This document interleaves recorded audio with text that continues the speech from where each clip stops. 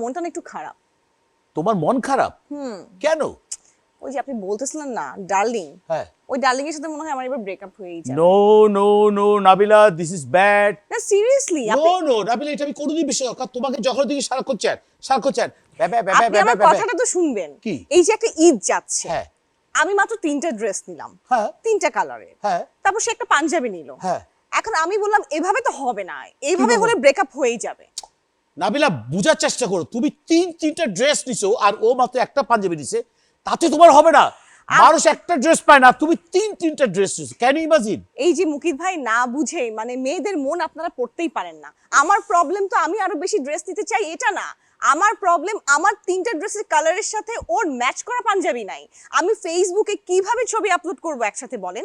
ও তার মানে নাবিলা ফেসবুকে আপলোড করার জন্য ম্যাচিং করে পাঞ্জাবির সাথে জামার সাথে ম্যাচ করতে হবে। এক্স্যাক্টলি, আমার মনে হয় এই কারণে এই বয়ফ্রেন্ডের সাথে আমার ব্রেকআপ হয়েই যাবে এবার। তারপর এখন কি করতে হবে? জানি না, তখন দেখা যাবে, মনটা ভালো নাই, ব্রেকআপ হয়ে যাবে আর কি হবে। নাবিলা বুঝছি তুমি আমার সাথে নাটক করছো, নাটক করো না পিওর, নাটক করো না।